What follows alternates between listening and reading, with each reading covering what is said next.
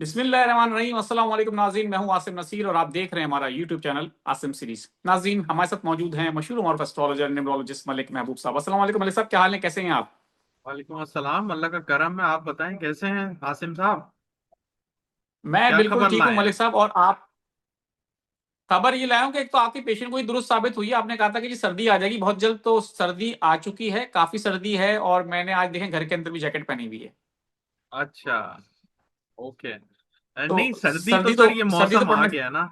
सर्दी का तो मौसम आ गया ना सर। हाँ। तो अब सवाल मेरा आपसे ये है, अगर मैं सियासी बात करूं, थोड़ा सा हमारे देखने वालों को इस पे भी गाइड कर दिएगा, मौसम के हवाले से भी। क्योंकि अब मौसम चेंज हो गया है डेफिनेटली, तो उस हवाले से भी गाइड कर दिएगा आप अपने वीलॉग के दरमियान में मुख्तलिफ। क्योंकि अक्सर लोग कहते हैं कि जी सिर्फ सियासी वीलॉग आप करते रहते हैं, खान साहब के ऊपर बात करते रहते हैं, थोड़ी हमारे बारे में भी बात कर लिया करें। तो मैं चाहूंगा कि वीलॉग के बीच में आप उनका भी जिक्र कर लिया करें, उनको गाइडेंस जी। जैसे आप कभी कभी दे देते हैं, हम्म। तो वो डेफिनेटली दें। अब सवाल मेरा ये है कि वजीर आला है केपी, उन्होंने रात भर धरना दिया और वो उसके बाद हाई कोर्ट भी गए, इस्लामाबाद हाई कोर्ट। तो उनका भी ये कहना है कि बानी पीटीआई इमरान खान से मुलाकात ना करवाई गई तो पार्लियामेंट की कार्रवाई उन्होंने रोक देने की धमकी दी है। उन्होंने कहा है कि अगर अदालत इंसाफ ना कर पाए, कोर्ट की, क्योंकि कोर्ट के ऑर्डर हैं, सब जानते हैं कोर्ट के ऑर्डर हैं कि उनकी मुलाकात करवाई जाए खान साहब की उनकी फैमिली से, तो उन्होंने कहा है कि अगर अदालत इंसाफ ना कर पाए तो अवाम खुद इंसाफ करेंगे। अवाम इंसाफ करेंगे तो कानून भी हाथ में लेंगे। हालात खराब हुए तो कंट्रोल नहीं हो सकेगा। और इसके बाद जो है अडियाला के अतराफ की सिक्योरिटी को हाई अलर्ट कर दिया गया है। अब कहा जा रहा है कि 8 बार एक सूबे का वजीर आला जो है वो मुलाकात के लिए गया और मुलाकात नहीं करवाई गई। कोर्ट ऑर्डर भी हैं। उसके बाद राना सनाउल्लाह जो है मुशीर वजीर आजम के, वो इतने भोले हैं, इतने मासूम हैं कि उनको पता ही नहीं है। वो कह रहे हैं कि मुझे तो नहीं पता कि मुलाकात नहीं हो रही। मतलब पूरे पाकिस्तान का, पूरी दुनिया को पता है, राना साहब को नहीं पता। तो मतलब मासूमियत की इंतहा चेक करें, हुकूमत जो है बेखबर है कि मुलाकात क्यों नहीं करवाई जा रही। एक मासूमाना सवाल कर रहे हैं। अब अगर हम्म। हालात खराब होते हैं जिसकी उन्होंने कहा है, तो डेफिनेटली एक सूबे का वजीर आला है कि उसकी मुलाकात करवानी है, उसका राइट है, कोई गलत बात तो नहीं कर रहा, मुलाकात करवा दो, इतना डर किस बात का। और उस पर ये कह रहे हैं कि जी बानी पिटाई जो है इमरान खान की, मुलाकात करवाएं किसी से भी, हमें डर नहीं है। डर नहीं है तो मुलाकात करवाएं ना आप, क्यों नहीं करवा रहे मुलाकात? मैं थोड़ा जज्बाती हो गया हूँ, जबकि मुझे जज्बाती नहीं होना। आप मुझे ये बताएं कि ये जो उनकी एक तरह से थ्रेटनिंग स्टेटमेंट है कि हालात खराब, अगर हम कानून हाथ में लेंगे और हालात खराब होंगे तो जिम्मेदारी, आपको लगता है कि इनका अब एक हद तक आ चुका है, लावा के फटने वाला है कि बस बहुत हो गई, 8 बार आ चुके, 8 बार इंतजार कर करके चले गए, अब बस हो गई है? सर मेरे ख्याल से बस तो इनकी दूसरी टाइम में ही हो जाती है, लेकिन इन्होंने बहुत अक्लमंदी के साथ मुजाहरा किया है, क्योंकि मैं आपको बार बार बोल जो रहा बात। था। बहुत दफा मैंने आपके शो में एक बात की थी कि इनका अभी क्रिटिकल टाइम है, he has to play sensibly. तो उन्होंने एक बहुत ही बिल्कुल सही बात है। अच्छे तरीके से इनिंग का आगाज किया है। थोड़ा स्लो खेले हैं, आई एग्री। और कहीं कहीं बहुत छक्के चौके मारने की कोशिश की है, but at least he stabilise himself. Important ये है कि उनको स्टेबलाइज बिल्कुल करना ठीक है। चाहिए था, जो उन्होंने किया है। अब ये जो थ्रेटनिंग वाली सिचुएशन है ना सर, वो अगर मैं सितारों की रोशनी में बोलूं तो गलत नहीं होगा। मुझे ऐसा लगता है कि सितारों में बहुत हलचल हो रही है। आज 28 तारीख है, इसका जिक्र मैंने बहुत सी वीलॉग में किया है और बहुत सी जगहों पे किया है। तो मैंने आपको यहाँ पर तो क्लियरली 29 बोला। हो गई है मलिक साहब। जी, 29 हो गई है जी। तो सैटर्न को डायरेक्ट होना था, जो कि हो चुका है। अब सैटर्न जो है, आवाम को भी कहते हैं सैटर्न, रूल्स रेगुलेशन को भी कहते हैं सैटर्न, लॉयर्स को भी कहते हैं। अब ये जो डायरेक्ट हुआ है, तो ये अब हर चीज को अनफोल्ड करेगा जो कि गवर्नमेंट के अगेंस्ट होगी। आप समझ रहे हैं मेरी बात? ठीक है। और गवर्नमेंट के अगेंस्ट में एस्टेब्लिशमेंट भी मुझे नजर आती है, जो कि पॉसिबली आने वाले दिन में होगी।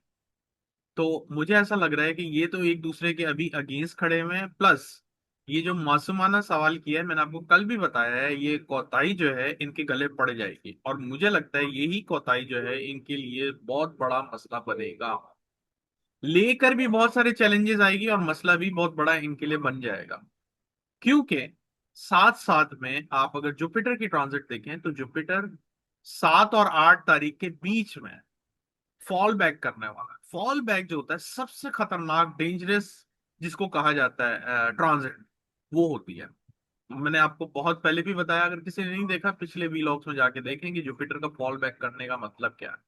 और सरसरी तौर पे बता देता हूँ, जी। फॉल बैक का मतलब ये है कि पहले जुपिटर अपने से अगले साइन में चला जाए और फिर रेट्रोग्रेड होके अपने से पिछले साइन में आ जाए। इसको बोलते हैं बहुत ही खतरनाक ट्रांजिट, बहुत ही खतरनाक। तो मैं एक्सपेक्ट कर रहा हूँ जो आप बोल रहे हैं, या सोहेल अफरीदी जो बोल रहे हैं, मैं एक्सपेक्ट ऑलरेडी कर रहा हूँ। और मैं आपको बोलते आ रहा था कि अब आने वाला टाइम बहुत डिफिकल्ट है, इसके लिए इनको बहुत ज्यादा होशियार रहना पड़ेगा। और मुझे अभी आने वाले टाइम में तहरीकें भी चलती हुई दिख रही हैं। तो मलिक साहब, हमारा सवाल ये है, आपकी बात से बिल्कुल इत्तेफाक करते हैं हम, लेकिन अब हुकूमत का ये कहा जा रहा है कि जी उसको कौमी असम्बली में सादा अक्सरियत हासिल हो चुकी है और 2/3 मेजोरिटी भी उसको मिल गई है कौमी असम्बली में। अगर वो छोटी छोटी जमातों को, यानी कि अगर पीपल्स पार्टी को निकाल भी दिया जाए तो तब भी वो 2/3 मेजोरिटी यानी कि तरमीम कर सकती है आइन में। सेनेट में उसको मुश्किलात दरपेश होंगी, लेकिन आपको पता है कि यहाँ पे जब भावता होता है, मंडियां लगती हैं, तो सब बिक जाता है। जैसे हमने पिछले दिनों भी देखा, पीटीआई के एक सेनेटर ने वोट डाल दिया, जीओआईसी के एक सेनेटर ने वोट डाल दिया, तो आपको पता है यहाँ पर। तो अब 28वीं तरमीम में सुना और हुकूमत अपने आप को मजबूत करने की या कुछ ऐसी और शिकें लाएगी कि जिसके बाद वो कहा जा रहा है कि वो मजीद अपना कोशिश करेगी कि टाइम को और खींचे बाय करे। तो आपको लगता नहीं है कि हुकूमत तो प्लान करिए 28वीं 29वीं, फैसल लौंडा साहब तो कह रहे हैं अब हम जो चाहेंगे करेंगे। चलें, वो तो जो चाहें वो करें, लेकिन अल्लाह ताला जो चाहेगा वही होगा। वो तो जो चाहेंगे करेंगे, लेकिन बेशक। होगा तो वही। तो ये जो कैलकुलेशन दिख रही है मुझे प्लानिटरी एस्पेक्ट, इसमें ऐसा कुछ भी नजर नहीं आ रहा। तो मैं इससे इत्तेफाक नहीं करता। आई एग्री, ग्राउंड रियलिटी में ऐसा दिख रहा है कि चीजें कुछ और ही होंगी। लेकिन प्लानिटरी पोजीशन से ऐसा दिख रहा है कि जो ग्राउंड रियलिटी है वो उसके बिल्कुल ही ऑपोजिट होने वाला है। उसके बिल्कुल ऑपोजिट होने वाला है। सो आप इसको इजी गोइंग करें, क्योंकि देखें कुछ ट्रांजिट्स ऐसी होती हैं, जैसे राहु केतु की एग्जांपल है। अगर किसी के चार्ट में केतु 10th हाउस में होता है ना, वो जब तक उससे रिलेटेड काम नहीं करेगा, उसका कैरियर में बार बार ब्रेक आएगा। अक्सर लोग पूछते हैं कि हमारे कैरियर में क्यों ब्रेक आ रहा है, तो उनको जाके चेक करवाएं, उनका केतु जो होता है 10th हाउस में होता है। अगर वो किसी रिसर्च ओरिएंटेड ऐसे बिजनेसेस में चले जाएं, डीप रिसर्च में चले जाएं, माइनिंग में चले जाएं, तो उनका फिर ब्रेक नहीं आएगा। लेकिन एट द सेम टाइम अगर वो नॉर्मल रेगुलर जॉब करेंगे, उनकी हर दूसरे तीसरे साल में फिर उनकी जॉब छूटेगी छूटेगी। तो ये केतु का काम होता है। आप समझ रहे हैं मेरी बात? तो इसी तरह की जो ट्रांजिट यानी कि है। जी, केतु अगर 10वें घर बाय में राहु और बर्थ हो। केतु। नहीं, राहु नहीं, केतु। अच्छा। राहु केतु नहीं, ठीक है। सिर्फ केतु हो तो वो फिर कैरियर में ब्रेक लाता ही लाता है। इवन के ट्रांजिट में भी अगर केतु 10वें घर से जा रहा होता है, तो लोगों का ध्यान काम से हट जाता है, दिल चोर हो जाता है, मतलब काम चोर बन जाते हैं, उनका दिल नहीं करता। वो बोलते हैं यार अब बस हो गया, अब मुझे चेंज चाहिए। तो ये बहुत नॉर्मल ट्रांजिट्स के असूल है। तो यही मैं बता रहा हूँ कि जो इस वक्त पाकिस्तान की पॉलिटिक्स है उसमें बहुत कुछ लग गया है। तो ये जितनी मर्जी अपने किले मजबूत कर लें, मुझे नहीं लगता कि ये टिक पाएंगे। बाकी अल्लाह बेहतर जानने वाला है। बेशक बेशक, ये जो आपने बात की इससे 100% हमें, हमारे देखने वालों को और हम सबको इत्तेफाक है कि अल्लाह बेहतर जानने वाला है और वही कुछ होगा जो खुदा चाहता है। बिल्कुल। लेकिन ग्राउंड रियलिटीज जो हम समझ रहे हैं सितारों की हम्म। चाल में वैसी नहीं है। नहीं कुछ है। भी बड़ा सरप्राइज हो सकता है। मलिक साहब, बिल्कुल कुछ होगा। चंद सवालात ले लेता हूं आपकी ठीक। इजाजत के साथ। जी जी। अ, नजम जजदानी साहब हैं, वो आपकी तारीफ कर रहे हैं कि मलिक साहब रिप्लाइड, आपने रिप्लाई किया था उनको, correct about me that I am very hmm. Strong personality. जी इसके अलावा बताइए। अस्सलाम वालेकुम आसिम भाई, मेरा नाम जमशेद अली है, तारीख पैदाइश 16/3/1983 है इनकी तारीख पैदाइश। हम्म। कारोबार के बारे में जानना चाहते हैं अपने। अब कारोबार के बारे में क्या जानना चाहते हैं उन्होंने बताया नहीं। आप जनरली बता दें उनके बारे में कुछ। कारोबार अच्छा चलेगा, लेकिन थोड़े से इश्यूज मुझे लगते हैं आएंगे अगले साल में। मोस्टली 2027 बेहतरीन है। बिल्कुल ठीक है, मलिक साहब की नॉलेज बहुत सच्ची है। एक और मैसेज आया है, अल्लाह पाक आप दोनों को सदा खुश रखे, आमीन, थैंक यू बहुत सो शुक्रिया। मच। अस्सलाम वालेकुम, I am Asiya Bano from India, birth 10/8/1983। भाई हम्म। मेरी बीमारी का मसला कब तक ठीक होगा और हमारी माली हालात कब ठीक होंगे, प्लीज बताएं। आसिया बानो हमारी बहन है इंडिया से, और हमें खुशी इस बात की है कि प्रदेश से लोग देख के हमें प्यार दे रहे हैं और हमारे व्लॉग को लाइक कर रहे हैं, लेकिन सब्सक्राइब कर रहे हैं, शेयर कर 2025 रहे हैं अपने जी जानने वालों में। जी आसिम साहब, इनका 2025 से जो है ना बहुत मुश्किल टाइम शुरू हुआ है, स्पेशली अगस्त से। तो अगला अगस्त तक तो इनको बहुत कुछ फेस करना पड़ेगा।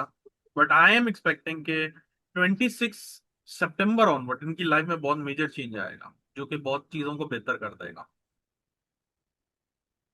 बिल्कुल ठीक है।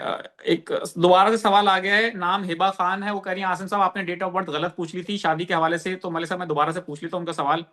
29 मई 2002 डेट ऑफ बर्थ है हिबा खान। ओके। उनकी शादी के हवाले से उनकी वालदा का मैसेज आया है। ये बहुत ज्यादा सेंसिटिव है, इनकी शादी का तो बहुत प्रॉब्लम होगा। बहुत ही सेंसिटिव है, ओवर सेंसिटिव है। चलें, हमारी दुआ है कि जल्द से जल्द इनका मसला हल हो। हम्म। एमडी अवैस आलम साहब हैं, 28 दिसंबर 2005, मेरे फ्यूचर और एजुकेशन के बारे में बता दें प्लीज।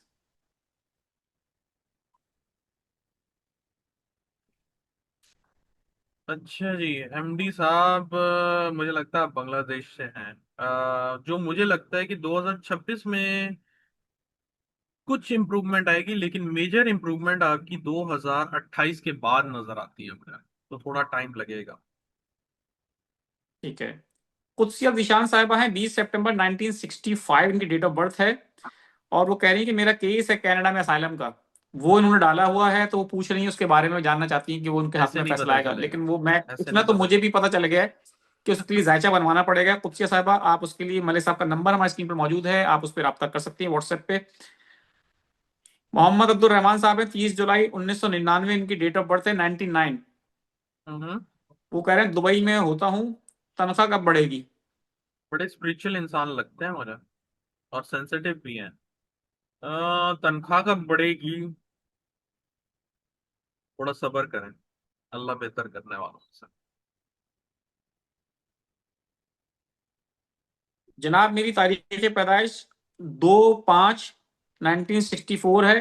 काफी अरसे से कारोबारी मुश्किलात हैं, कोई भी काम 99.9 पर जीरो हो जाता है। प्रॉपर्टी का काम है, एक दो काम किए मगर वो भी काम ही नहीं मिली। नादिर खान। टाइम लगेगा सर इनको, तकरीबन 3-4 साल का टाइम है, उसके बाद इनका कोई अच्छा टाइम आएगा और चीजें बेहतर होंगी। बिजनेस करना बेहतर है और कब से स्टार्ट करना है। मसूद अहमद गालबन का नाम है, 1/6/1999, 1998, सॉरी 1998, 1/6/1998। बिजनेस कर सकते हैं, लेकिन 2 साल रुक जाए, 27 में ज्यादा बेहतर है। बिल्कुल ठीक है मलिक साहब, बहुत बहुत शुक्रिया। जितने सवाल पूछ सकता था मैंने पूछ लिए, बाकी वक्त की किल्लत के बाद सारे सवाल नहीं ले सका। माजरत चाहता हूं उन लोगों से जिनके सवाल नहीं ले सका। अपने सवाल नेक्स्ट व्लॉग में या इसी व्लॉग में कमेंट सेक्शन में अपने हमें सवाल भेज दें, हम अगले व्लॉग में डेफिनेटली पूछ लेंगे। आखिर में एक बार बहुत बहुत शुक्रिया मलिक साहब आपका कि आपने वक्त माय दिया प्लेजर अपनी सर। मसरूफियत में से। नाज़रीन, यहाँ हमारे व्लॉग का वक्त खत्म हुआ। मुझे और मलिक महबूब साहब को दें इजाजत। आखिर में हमारा वही पैगाम है, मुस्कुराएं, प्यार बांटें और अपने आसपास के लोगों का ख्याल रखें। अल्लाह हाफिज।